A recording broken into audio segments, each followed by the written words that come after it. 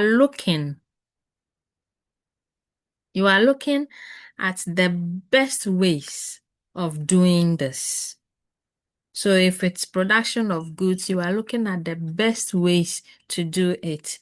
If it's about provision of services, it's the same way. You are looking at the best ways to be able to do this.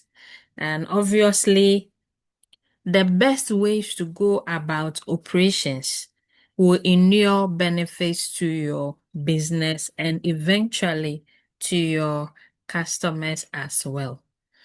So, um, if you are looking at the best ways to go about production of goods and services, what will be its importance to the organization or to your business or to your firm? It will reduce costs. If you are looking at the best ways to go about production, it means that there are ways and there are best ways. So, looking at the best ways to do things or to go about production ensures that you reduce costs. So, for example, if it is transportation, which is part of your operations that you are looking at the among alternatives, your best option that will transfer your goods to the places they ought to be, considering the time that it will take, the type of transportation. Your product has to get to their destination in their right shape, and they have to arrive at the right time. And their safety and everything is important. So you are looking at how best to be able to do this, because still using the example of transportation, if, for example, you are producing, say, shito, you are a company producing shito in large quantities, and you distribute this to your vendors all around the country. You want to get the shito to them to put in their shops at the right time. It has to get there in the right shape. I mean, every seal has to be intact. It is food. And so you have to make sure it arrives in a state that ensures that there has not been any contamination, and so on and so forth. If the goods do not arrive at their destinations in the right conditions, your customers might reject them, or your vendors might reject them, and that will come at a cost to you.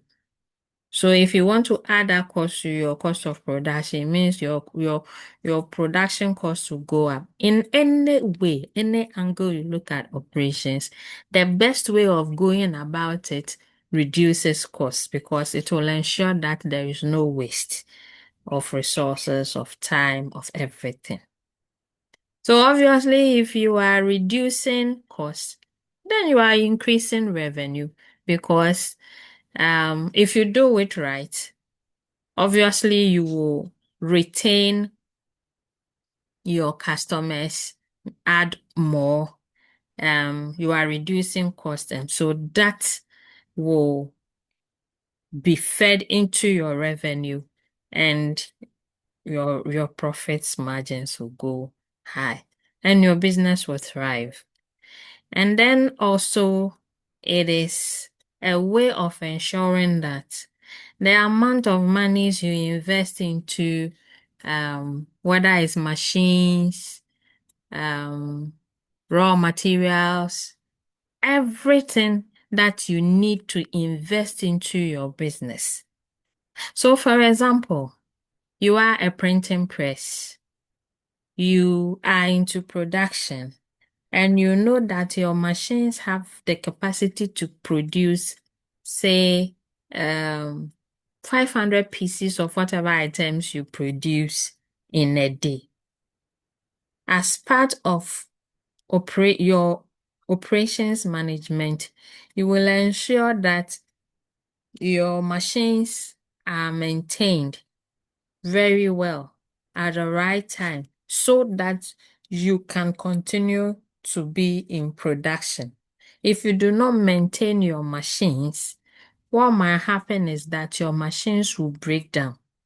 And if you have ever been in production, you will understand the fact that the amount of money you need to invest into machines before you can start production is very huge, because plants and machines cost so much money. So if you go about your operations management very well, it ensures that the amount you invest into these things, that initial um, investment, is reduced.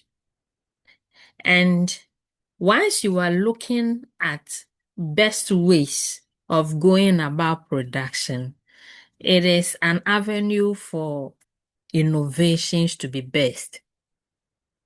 You are looking at how best you can serve your customers. For example, if you are a restaurant, you are looking at the best way to serve your customers so that the time they have to wait to be served is reduced, the quality of food you serve is maintained, if not improved, and all these things, that the aesthetics that come with operating a restaurant, such that when people leave your restaurant, they leave with a satisfaction, not just with the food, but also with the whole package of being served.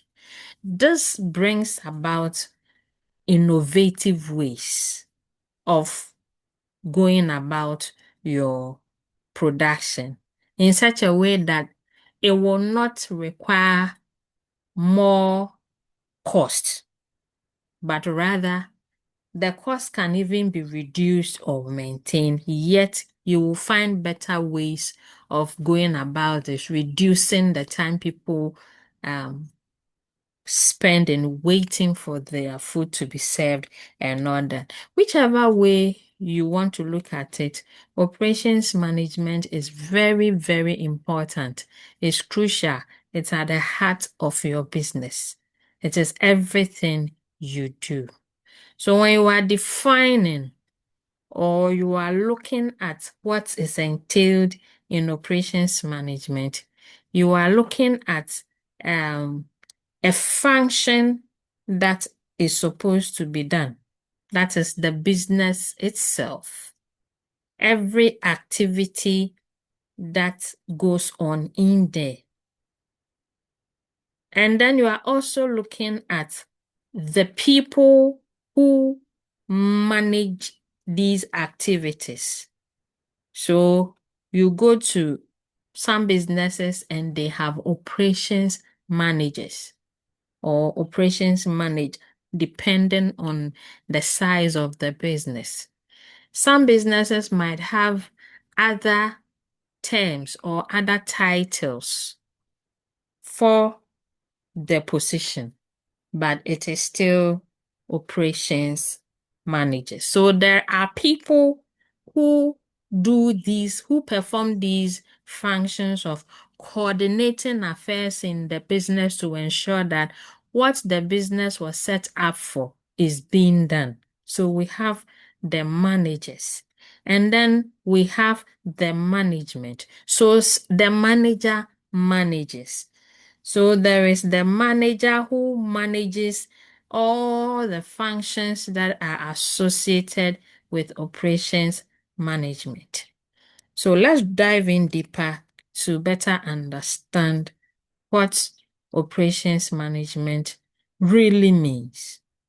So we have said time and time again that every business resides in an environment. We have looked at the internal environment and the external environment of a business. And we have looked at the factors that make up the these environments. So the internal environmental factors, we have identified them.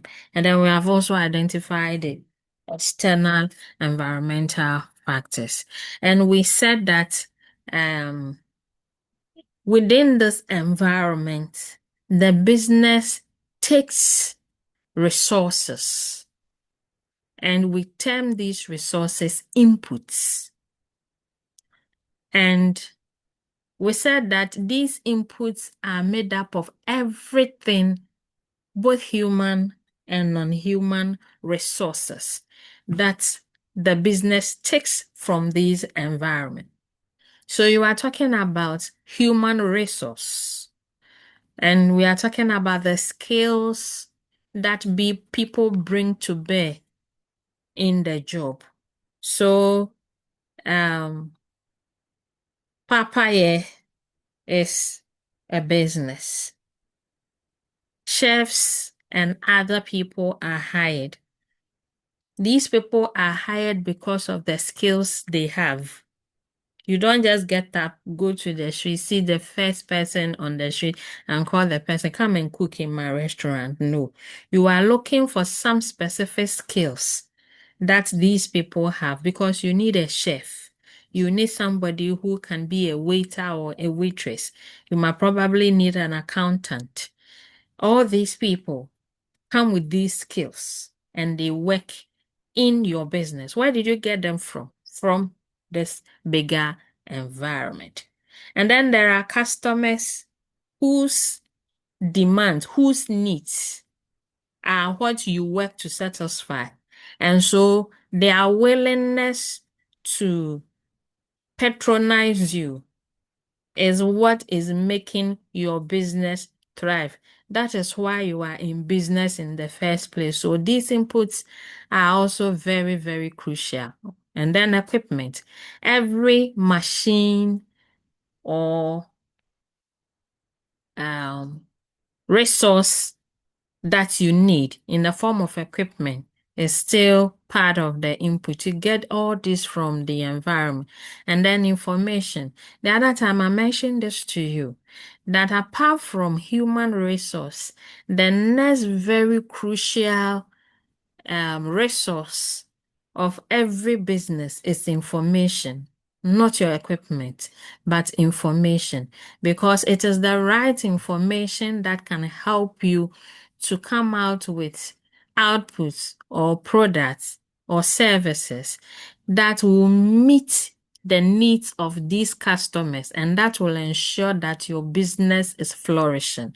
So information is also crucial, and it is input. You factor this information to decide on the quantity of products to produce and all the things, the kind of human resource you need. Information is very crucial. And then there's the physical materials. There are so many materials that you will need. So for example, using the restaurants as a as an example, you will need um all the things we will need to cook the food. So rice, oil, tomatoes, chicken, everything, every physical material that is needed. Um, the physical material we can also factor in the physical structures as well. Apart from equipment, there are also physical um, structures that are needed. It depends on the business, but all these things are inputs. The knowledge that you have or your human resources have, they are all resources that are taken from the environment into the business. And when you bring these resources into these inputs into the business, there is what we call transformation activities. And ladies and gentlemen, the transformation activities is the same as operations. So what happens there? You are combining all the inputs to turn them into outputs. And so To be able to turn the inputs into outputs, there are a series of activities that go on within the business or the organization, and it depends on the type of organization or business you have. So if you are a research institution, the transformation activities will entail you processing information into data. If it's, for example, a restaurant, you are converting all the ingredients you have bought. You acquire them from the environment. You are converting them into food. So if the customer comes to sit and order food, you are not going to serve the customer with the raw rice you bought, but you are going to serve the customer with a cooked food together with all the garnishing that comes with it. Some activities went on within your business that has been able to turn all the inputs you took from the environment into this output called jollof rice or fried rice. So depending on what kind of business you have, the transformation activities will differ from one business to the other. Yet all the activities in the various businesses that turn inputs into outputs are called transformation activities or operations activities or business operations. So the outcome of these transformation activities are the goods and services that you are known for. So the output can be goods or they can be services, depending on what you do. And these goods and services are meant to satisfy the needs of your businesses. So for operations to go on, you need inputs. And the outcome of operations should be outputs that will satisfy the needs of your customers. So inputs are turned into outputs in the business based on the kind of operations that go on in the business. But on top of this diagram, you see some fine gentlemen and ladies standing there. You have a team of workers who plan, who organize, who schedule, who control.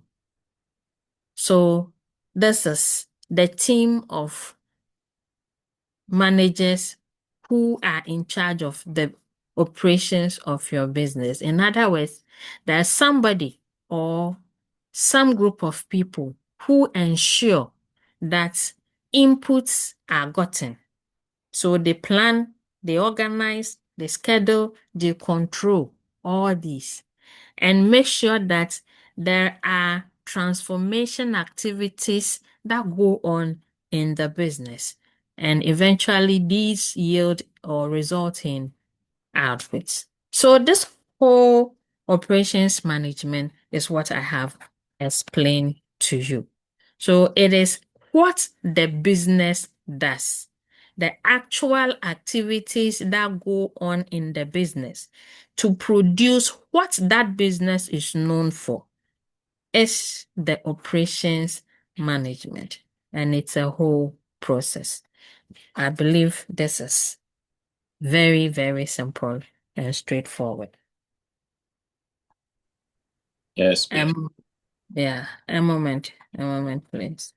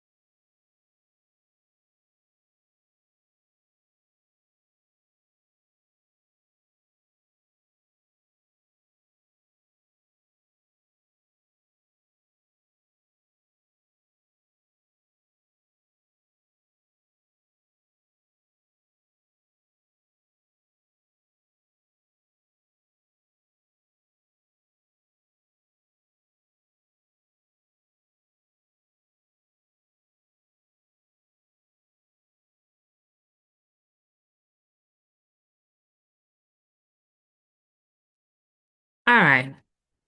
So, operations management strategies and performance objective. Everything that you do in the transformation processes, now you know what transformation processes are. They are the same as your operations management. Everything that is done within the organization. Somebody has to coordinate all the dots. I mean, connect all the dots to ensure that outputs are achieved in the right way. So somebody has to ensure that these inputs are gotten. So it means that if you are the operations manager of a business, you are coordinating with the various units in the organization to ensure that work is done seamlessly for the output to be achieved. And remember, we are not talking about it just being done, but it being done in the right way. And this will require that you have an objective and strategies as well. Why must you have an objective and strategies? You need the strategies and objectives. You need to continuously do this, formulating strategies to be able to, one, maintain, two, strengthen, and three, expand the competitive position of your business and your customer base. Everybody who is a customer chooses to buy a product or access a service from an organization based on a reason. So I will choose you because of your high quality or the time you use to serve me, or probably your customer care, or some reason. So the reason why your business is chosen over others is your competitive advantage. It's your competitive position. And you need to continuously strategize to ensure that you maintain this.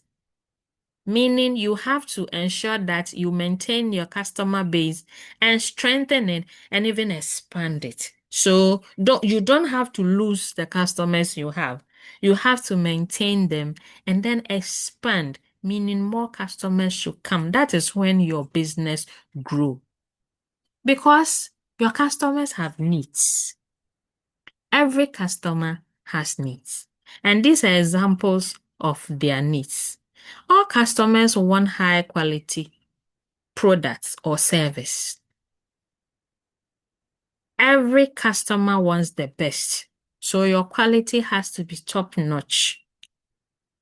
So you need to strategize every day to ensure that you don't bring your quality down, but they are maintained and improved. At the same time, customers want lower costs.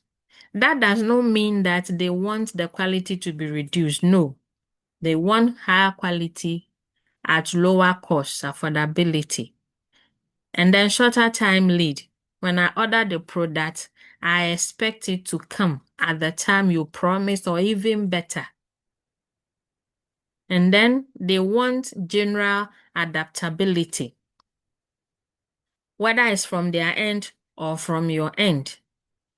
Whatever the seasons are, whatever changes that occur in the system, your products or the way you go about serving them should be such that you can easily adjust, adapt to suit the times in which you both find yourself.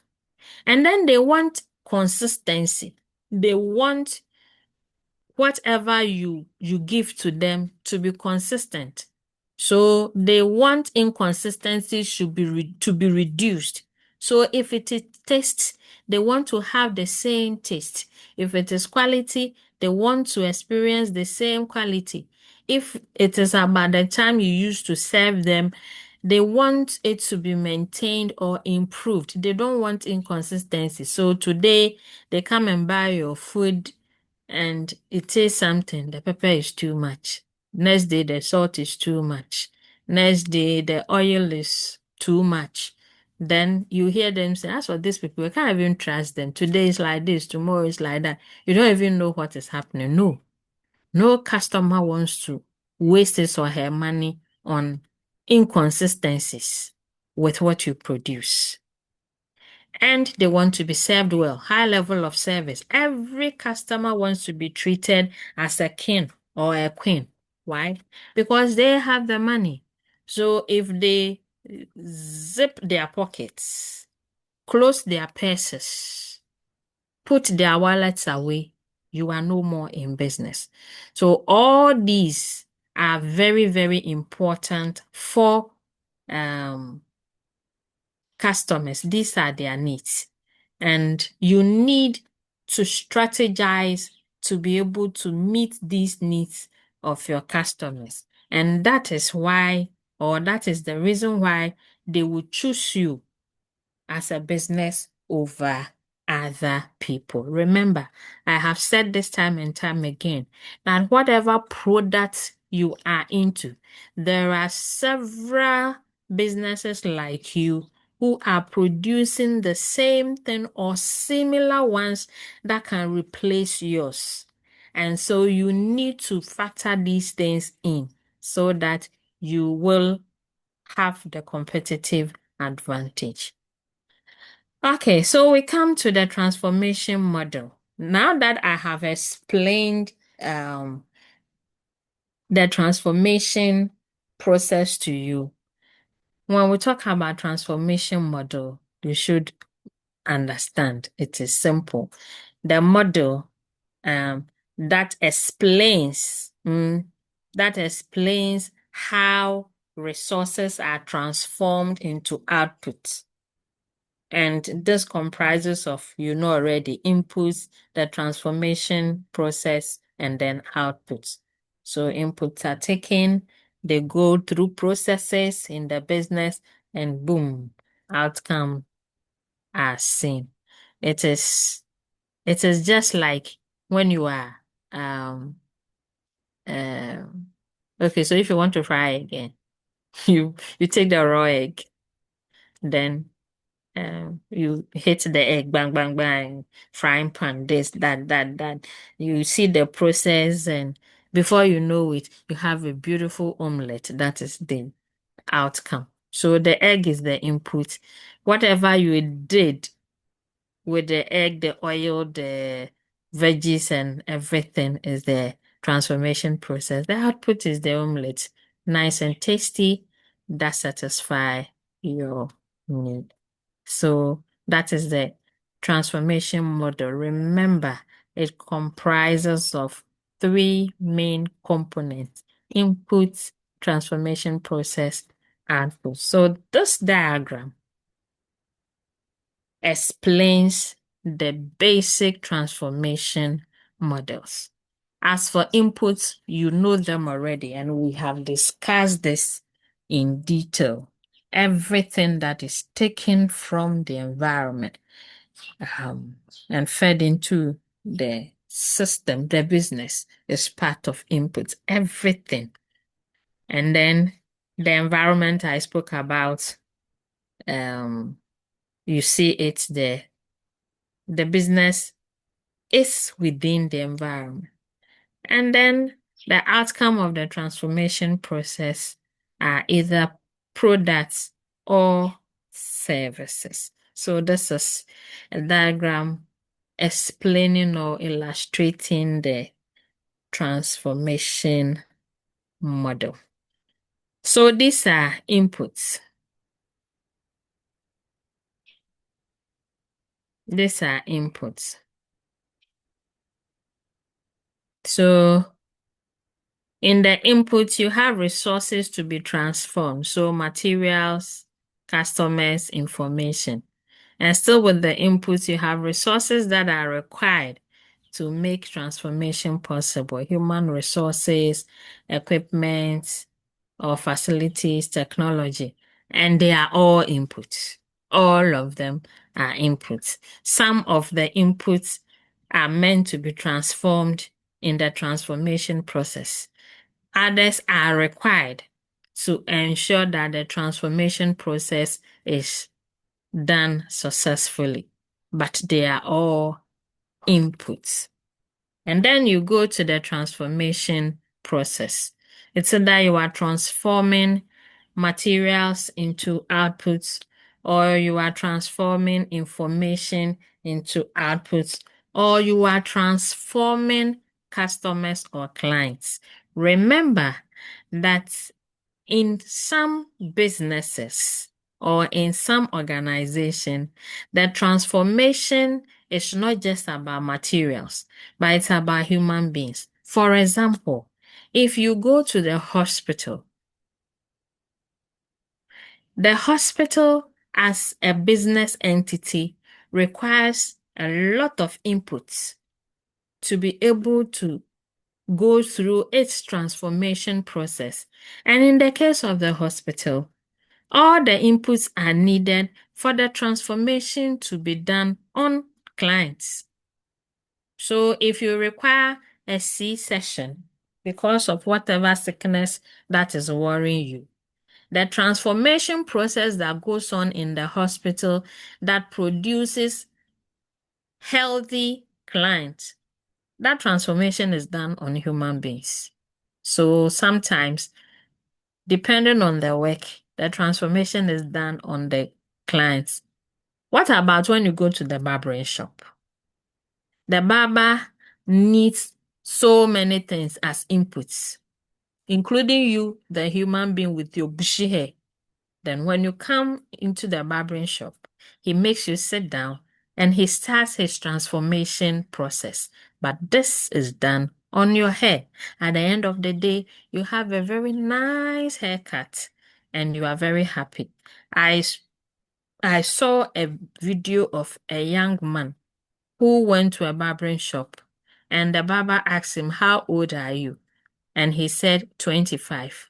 And I looked at him again, he looked like 45 because of the kind of haircut he had and some goatee beard that had no business being on his face. After going through the process, the guy came out looking like 18. So handsome. The transformation was done on the customer. What about when you go to a beauty shop, a beauty parlor as a woman? If it's about your hair or a makeup or whatever, this is a transformation that is done on the customer. So it's a transformation of the client. Now, I believe you understand. Yeah. Then outputs, obviously, the outcome.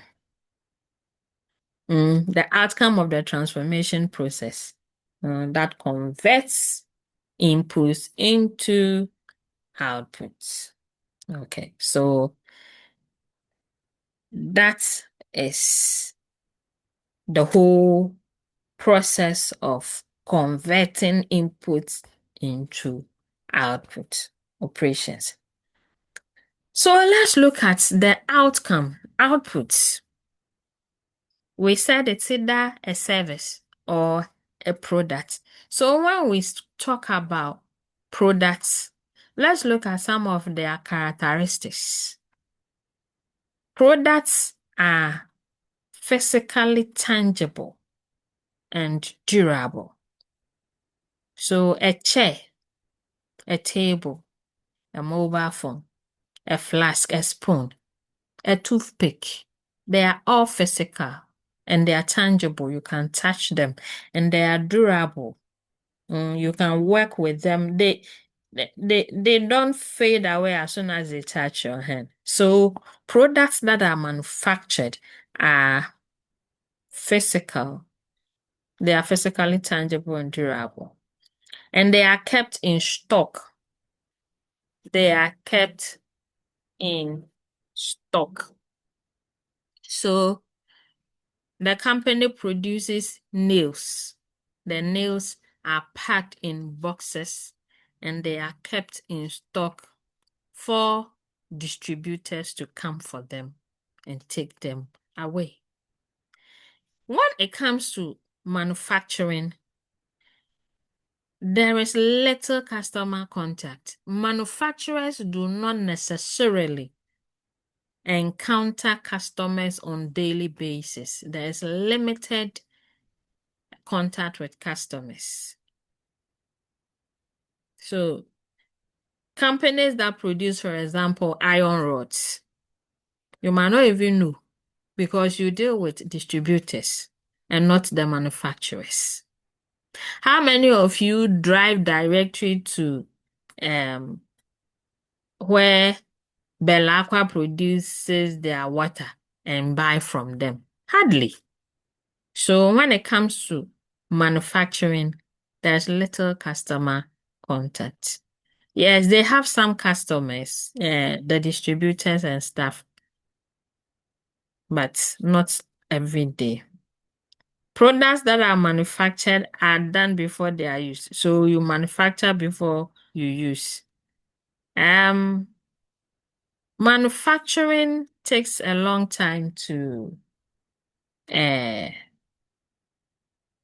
like the time you place the order and the time it is delivered, it takes time because we are talking about the production of goods.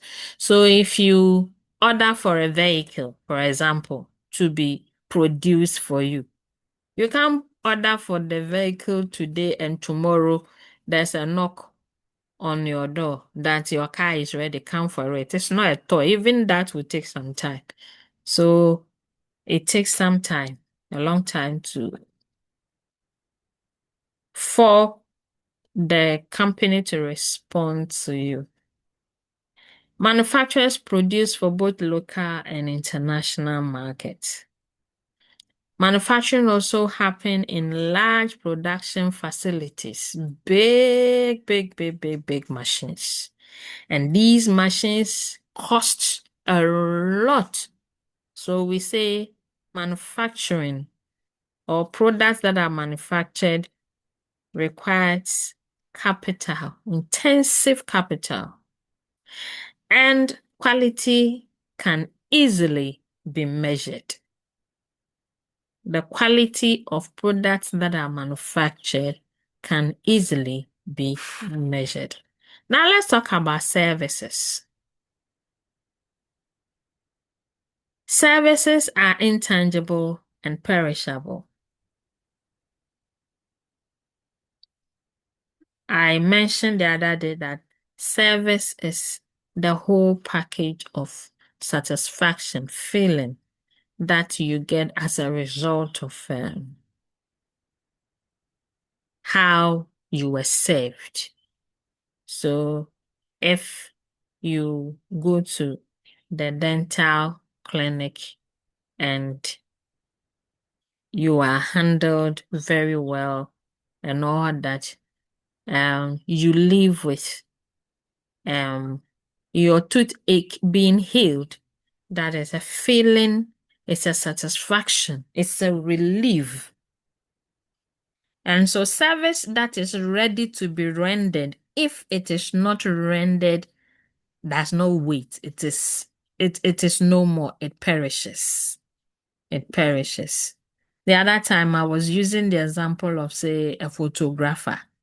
If you hire a photographer to come and cover an event, and the event does not come on that time, everything that um the photographer was ready to unleash on you on that day to come out with um an unforgetting experience, it goes away. You cannot have it back. You can rehire the photographer for another time, but hey, it is not like a tangible thing that you can.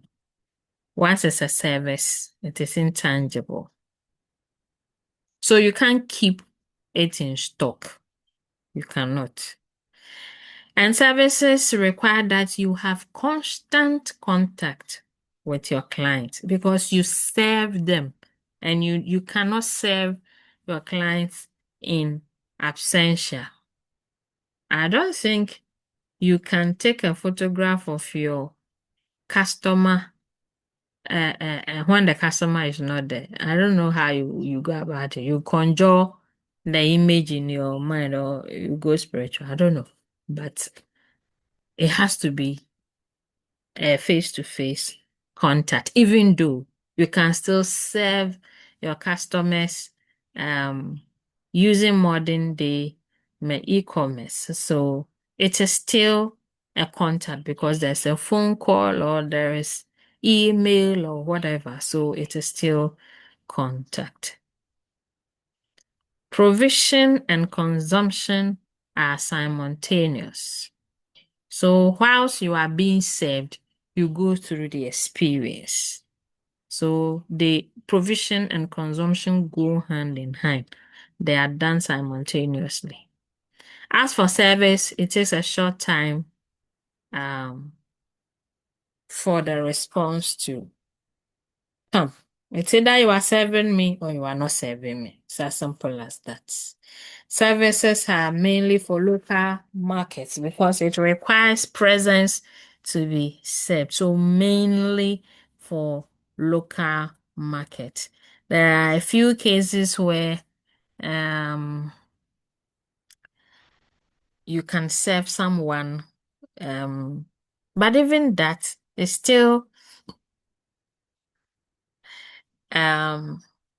it is because the presence is virtual, but still there is that kind of contact. Service does not require large facilities as compared to manufacturing. And instead of machines, service is labor intensive. It means you use people. And quality depends on the individual. So something that I would say, wow, I enjoy this. Someone will say that was abysmal. So individual differences come in a lot when it comes to determining the quality of a service. Unlike manufactured products, that quality can be measured because there are benchmarks to measure quality as far as manufactured products are concerned. Okay, so those are characteristics of manufactured products and services. Now let's classify the types of manufacturers. Let's classify them. There are 5 of them. Products that are manufactured, or the types of manufacturers that we have. There are 5 of them. So we have the project processes, and then we have the jobbing processes, we have the batch processes, and then we have mass processes, and we have continuous or repetitive systems. So let's see who they are. So if you look at this diagram carefully, you will see 2 variables here, variety and volume. So they both start from low to high. So variety moves from down to the top. So the higher it goes, the more the variety. And then volume moves from the left to the right. So the more it moves to the right, the volume increases. And by volume, we are talking about quantity. And by variety, we are talking about types. So now let's look at the first one. The first one, project. So with this type of manufacturing, it is mostly one project. For example, you are building a stadium or a dam or a bridge. It is just one project. Big, huge, but it is one. So in terms of volume, you realize that it is low because you are talking about just one project or one road. We will mention a 15-kilometer road, 20-kilometer road. That is how it is. So it is seen as one project. So in terms of volume, you don't have much. But in terms of variety, it is very high. Why? Because there are multiple units in a project. So many things come together to form a project.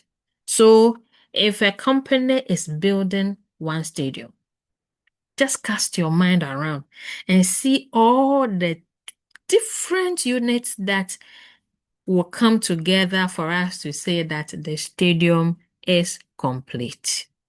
What about a hospital? It is just one project. Yet, there are so many units that will come together. And so, in terms of variety, it's very high.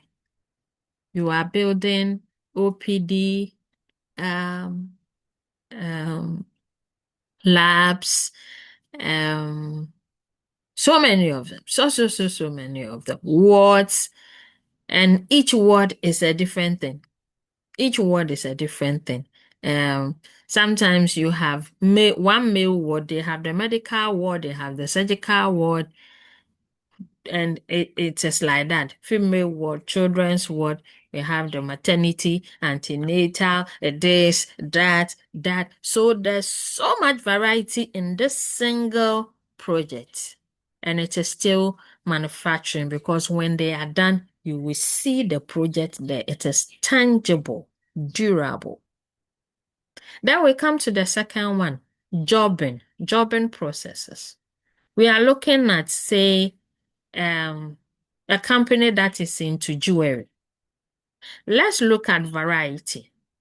In terms of variety, it has reduced a little, but still variety is high. And then volume is in the middle because it also requires multiple units. And I don't think you enter any jewelry shop and you see just one item there, one ring, one earring, and it is there. No, there's variety, several things um, that comes together to form the jobbing. So the example for jobbing is the jewelry or a jewelry shop. And then we come to the third type of production. So with the second type, the jobbing to after all the processes are done, there is an output for you to see that some products have been manufactured. Then we go to the third type, which is the batch. The example here, we are talking about furniture manufacturers, domestic appliance manufacturers, electronic component manufacturers. So here, we are talking about furniture, any type of furniture at all. We are talking about domestic appliances, so the refrigerators, the washing machines, televisions, blenders, irons, all these. So in terms of variety, it comes below the jobbing, but still there's variety because you have different items. Yes, a washing machine is a washing machine, but still part of the domestic appliances, you have all the others I mentioned. What about the furniture? I mean, sofa is sofa. Maybe the variety you will have there is whether it is leather or cloth, but it is either a bedroom furniture, a sitting room furniture, and even with that, it's either the L or the 3-in-1 2-in-1, single. So not much variety. But you can have volume because they come in batches. So this batch, L-shaped leather sofas were produced, a number of them, into the market. Another batch, maybe cloth, whatever furniture was produced into the market. Electronic appliances. So that is why you find, oh, this type of TV has come. Now it is carved, it's like it's a carved shape, and that is the batch that was produced. So you realize that each time one set of items were produced, and so all the items are produced in batches. So one type produced in batches. So the variety is a bit reduced, but still there is variety, and they can be in volumes, huge volumes. The fourth one is mass production. The example is poultry farm. Not much variety, a few, but hey, one person can have a poultry farm with thousands and thousands of birds. So in terms of volume, you have so much.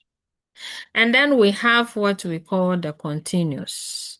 You are talking about items that are needed all the time, and so production is a continuous one. For example, electricity. You can't stop. Production needs to go on all the time. So those are the 5 types of manufacturing. Services, you have 3 classifications. You have professional services, service shops, and then mass services. And that one too is the same thing, variety and volume. So let's look at the first one. We have the professional services: dentists, doctors, attorneys, auditors, management consultants, teachers, nurses. Talk about all types of professional services. And so when it comes to variety, they are high because there are several of them. And once it's about professional services, in terms of volume, it is limited. In fact, if you find yourself in an educational institution, that is a tertiary institution, you might think we have several doctors in Ghana. But if you check our national statistics, you realize that it is just a minute percentage of the whole population who have that professional background. And so is it for all professionals. So is it for all of them. Attorneys. Recently, when doctors were being called to the bar, people were saying, oh, lawyers are dorsum. But if you check the statistics, you realize that they are just a drop in the ocean as far as our population is concerned. So for professional services, there's so much variety, but the volume is limited. Then we come to service shops. And then we are talking about banks, hotels, retail shops. Variety has decreased because there are not too many, even though there are many, they are in the middle. In terms of volume, they're also in the middle. So for service shops, variety, they're in the middle, and the volume too, they're in the middle. Yes, there are so many banks in the system, but still, they are scarce. Hotels, retail shops. These are examples of service shops. And then the last one is mass services. Post and telecommunication services. So the MTNs, the telecells, and all those ones, they are all part of the mass services. Such services are for the whole population. As for banks, it's not everybody who wants to bank. In fact, if we check our system, there are so many people who are unbanked. But for telecommunication services for the masses, transportation, television broadcast, add radio stations to it. It's mass production because they are for everybody and everybody patronizes them. All right. So the components of product and service. What you need to understand is that every product or service started with a concept. A product or a service is defined as anything that can be offered to a customer in order to satisfy his or her needs. And that it starts with an idea or a concept. And then it also comprises of the whole product itself or the service. So the idea grows into a package. A package that is made up of the product or the service itself. And also the process of creating the product or the service. So whether it's a service or a product, it starts with an idea or a concept. And then there is also the whole package and then the process of coming out with the package. All right. So now let's look at the nature of operations, planning, and control. So operations manager, your work is to plan and control the whole operations process of your business. And so what do? I said this earlier. You engage in all activities that will ensure that demand of your customers on one hand and supply of the products and services meet. Your customers have demands and they have needs. We have looked at the needs already. At the same time, you, the business, once there is a demand, you are supposed to supply. And the supply goes with every activity in the business. The transformation process is what I'm talking about. That is going to turn the inputs into outputs.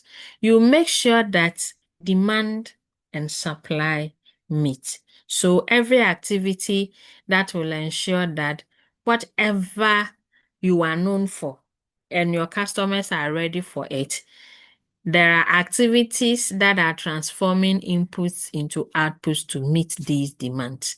And this cannot be done by somebody folding arms, but somebody intentionally planning and controlling every activity in the organization to ensure that outputs are produced to meet demands.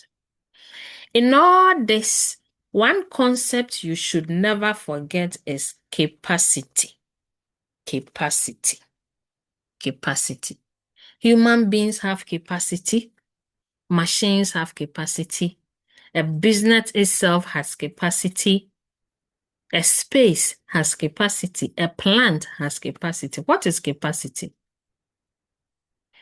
It's the maximum level of value added activity over a period of time that the process can achieve under normal operating circumstances.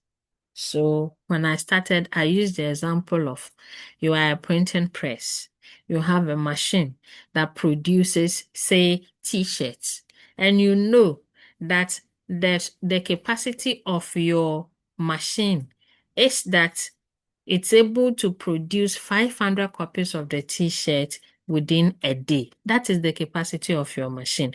So what the machine can do. Human beings also have capacities. There are some things you cannot do. It is beyond you.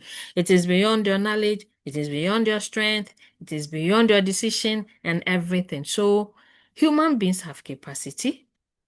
Businesses have capacity, machines have capacity, plants have capacity. Everything that is about business, there is the component of capacity. And so, as an operations manager, you should ensure that capacity is factored into your business operations. This is very important. So, this is the reason why most artisans have carved a niche for themselves that all they do is to disappoint people. Why? Because they collect contracts that are beyond their capacity, and so they are unable to meet the demands of their customers. So the painter will receive contracts from several people and promise them the same timelines. And now when it's time for them to deliver, they are unable to deliver because you have, say, 5 workers, you have 10 houses, and you have promised all of them that you are going to deliver in 2 weeks. Meanwhile, each house you will spend not less than 3 days on each house. How are you going to be able to deliver this? Capacity. Capacity. So as part of your operations, you need to understand where capacity comes in. So let's look at these examples. There is a law firm. That's the organization. And these are the factors that affect the law firm's capacity. The number of lawyers and paralegals that are in the law firm, the education and skills level, and probably the supporting technology or software that they use in the work they do. All these people and the other resources will determine what work, the volume of work that this law firm is able to do or otherwise. And how do we measure their capacity? Billable hours available each month. So the number of cases they are able to handle in the time frame we are talking about is how their capacity is measured. So a lot of factors will determine what you can do as a business and what you cannot do. The fact that you have a big yard does not mean that you can do everything. Probably it is not the yard that is needed, but maybe the number of vehicles needed for transportation. So capacity is very, very crucial in business operations. Then there is the issue of quality planning and control.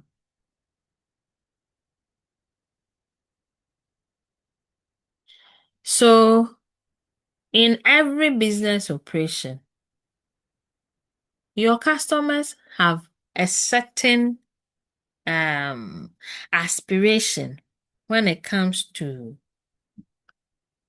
the type of quality they are looking from you. There In their mind's eye, they expect some high quality from you. Okay. And then there is what you are able to produce, the kind of quality you are able to produce for them, which mostly and normally do not match up to the kind of quality they expect. So we have the expected quality and then the perceived quality. Usually, there is a gap between these two. The expected quality, what your clients or your customers are expecting, and what they get, the perceived quality. The gap in it is what we call quality gap. As operations manager, you are supposed to make sure that this gap is bridged. And this requires planning and control. You need to plan and control the activities in the business to ensure that the expectations of your clients or your customers are met. There should not be a gap. If there is a gap, you know what will happen. They will move. They will move. They will stop patronizing you. And trust you me, when they stop patronizing you, they won't die. Nothing will happen. Nothing will happen.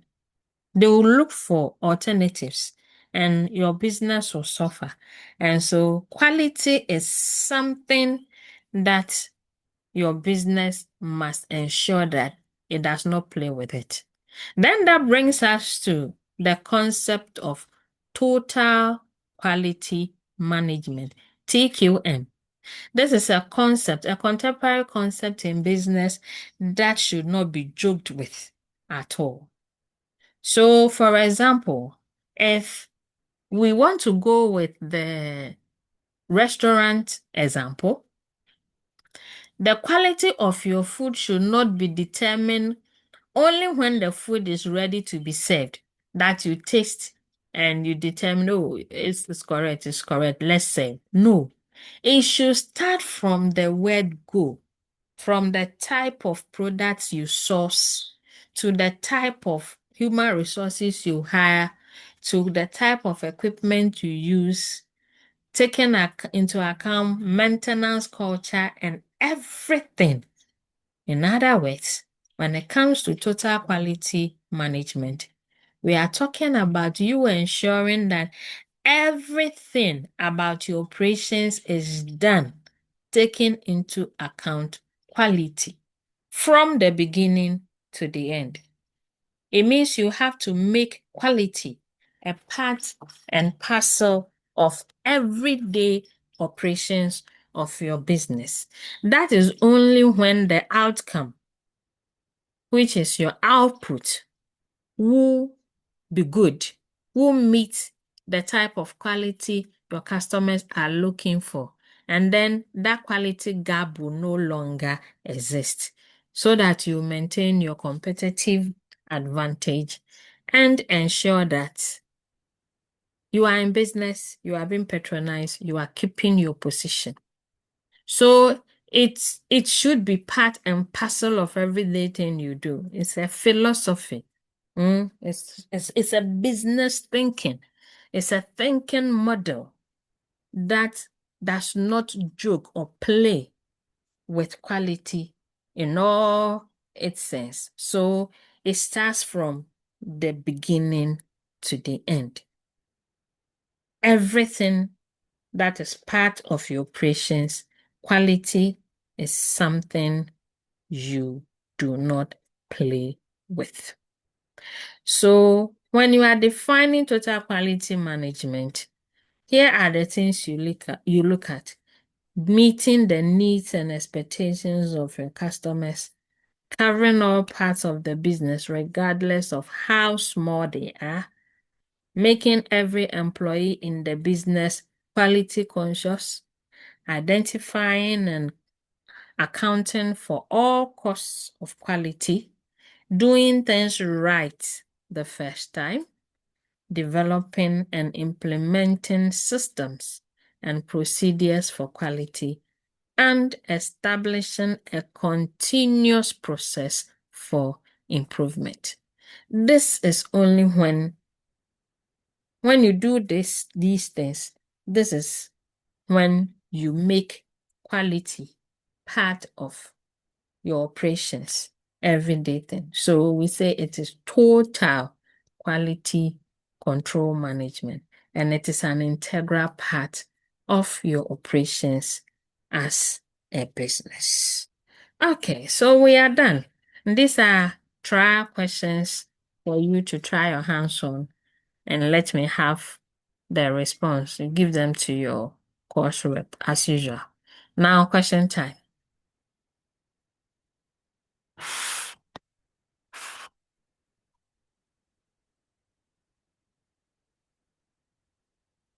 Abraham.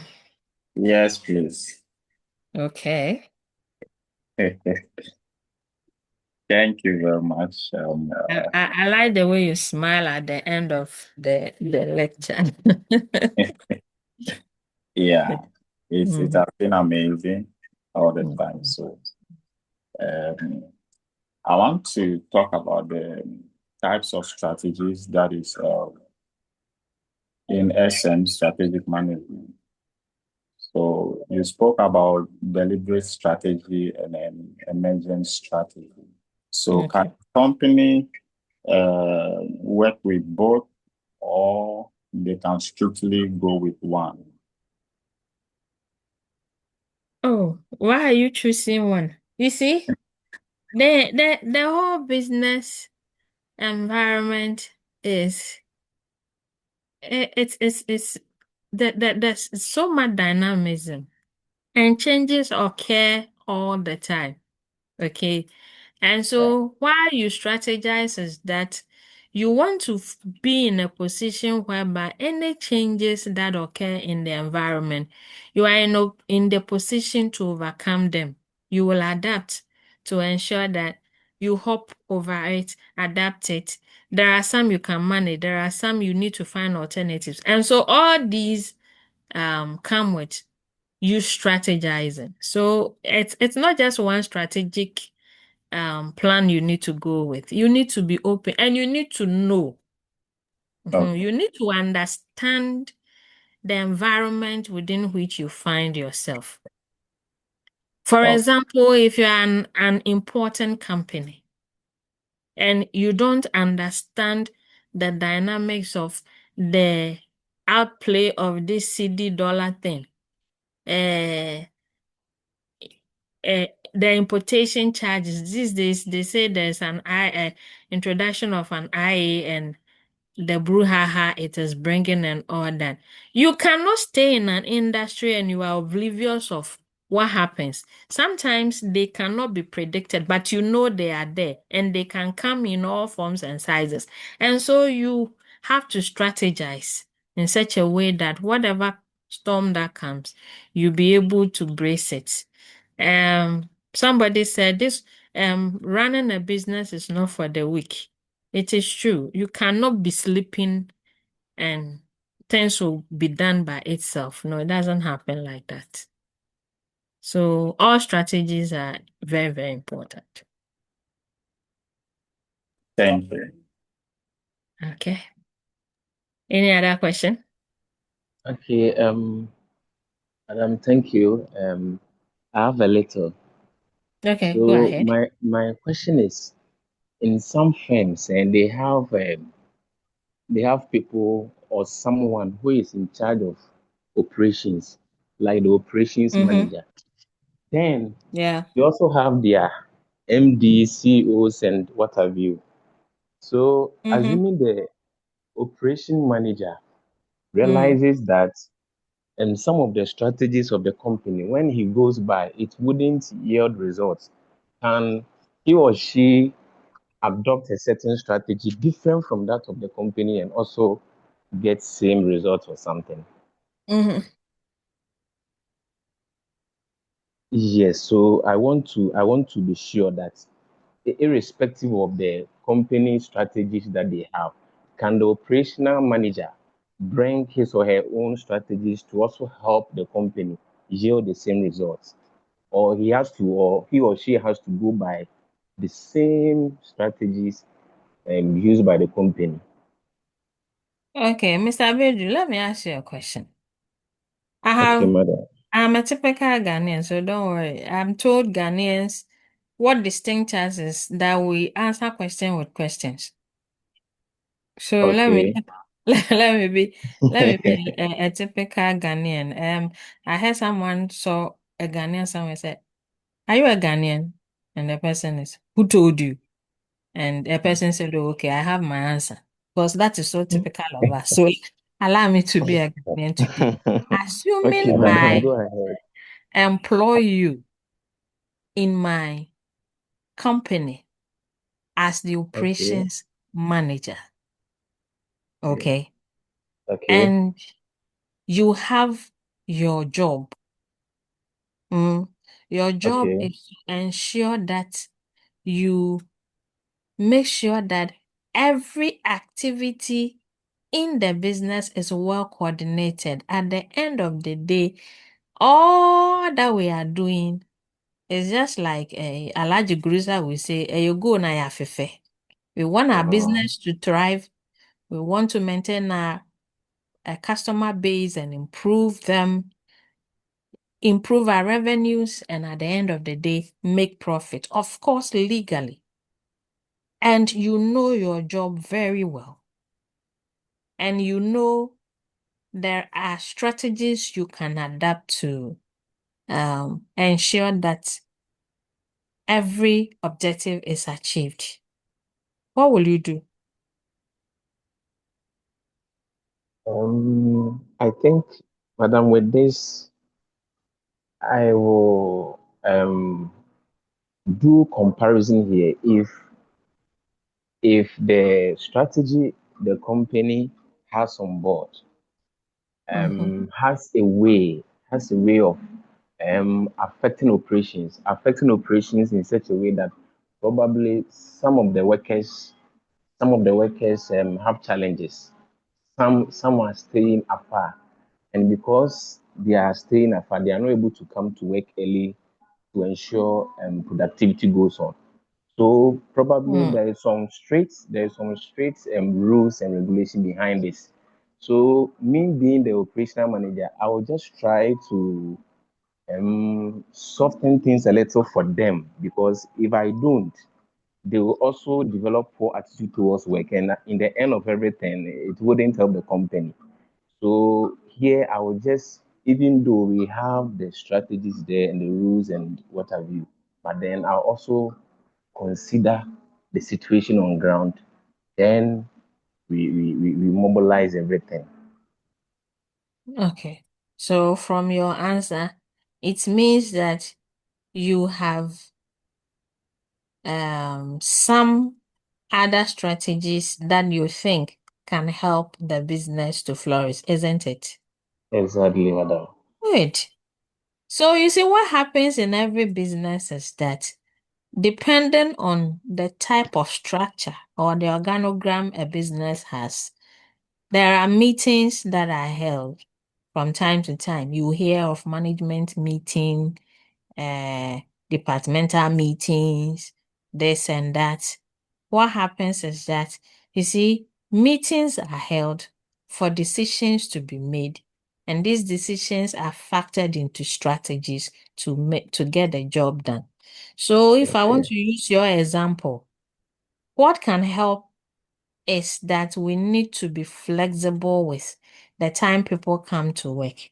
Probably we don't really need everybody to come to the premises, but all we need to do is to give them targets and then create the room for them to say everybody can come to the office twice a week, but these are your targets and you achieve them. It is a matter.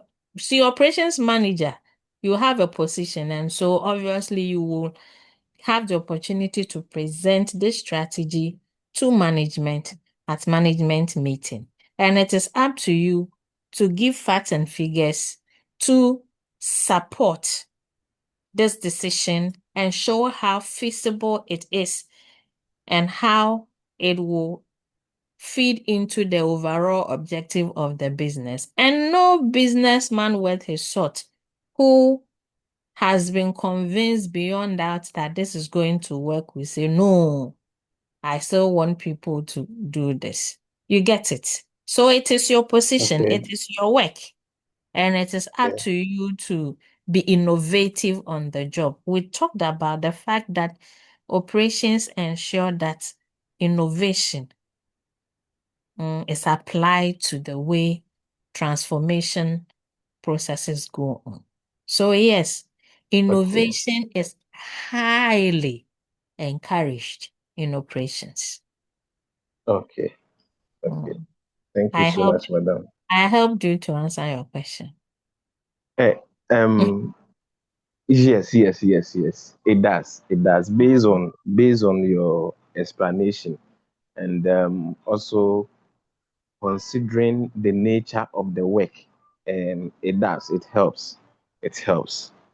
It Okay. helps mobilize the leader and also his subjects. Helps a Mm. lot. Yes, it Yeah. helps. Helps. Okay. Any other Yeah. question? Thank you for the presentation. You're welcome. Any other question? Fabiana, Yes, madam. Good afternoon, madam. good afternoon. Are we cool? Yes, madam. We are cool. Everything correct? Yes, madam. All No correct, ma'am. question? No, please. Okay. Okay. All right. Thank you. Yes. Stephen,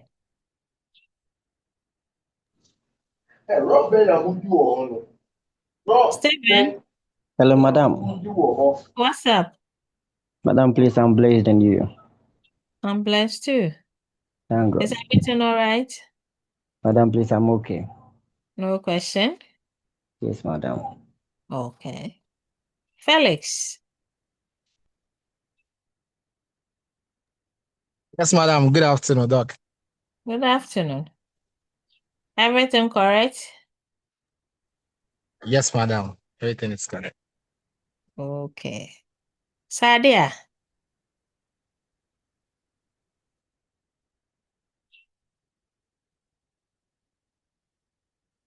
Sadia, Christabel, Beatrice. Yes, madam. Mm-hmm. Madam, What's good up? afternoon. Good afternoon. Madam, I'm cool. I'm cool that No. I've understood what you said. Just that I did Okay. not join from the beginning, so I'd be very What glad if I happened? can do. I was taking care of my baby. Oh, okay. You are the new mother. Yes, please. Oh, how is baby? Baby is doing very well. We thank God. Uh, normally these lectures are recorded, so I'm sure you can have access to them. Yeah. So Okay. no stress. You can have access to them later. Okay. Thank you. All right.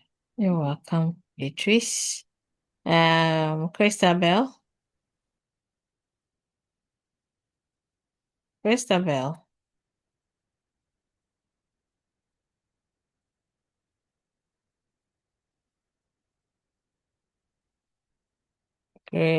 Christabel. All right. So if you don't have any question, then let me leave you to go and relax. I believe you have another class after this. All Yes, the best. So we'll have another class next week, right? yes, please. Yes. Good. Good. So, with this current trial question, this one, how are we doing? Are we bringing it printed in face to face? Print them and give them to your course rep. Okay. All right, please. Yes, When do we madam. have another face to face? I think we will Oh, have one last face to face, isn't it? yes, on the 9th of May. Okay. So On the night when I meet you, then I'll take that one. All right. Yes, thank you. Okay. All right then. I wish you a wonderful weekend. Thank you. Take care and God bless Thank us. you. Thank you so much, madam. Bye bye. Bye bye.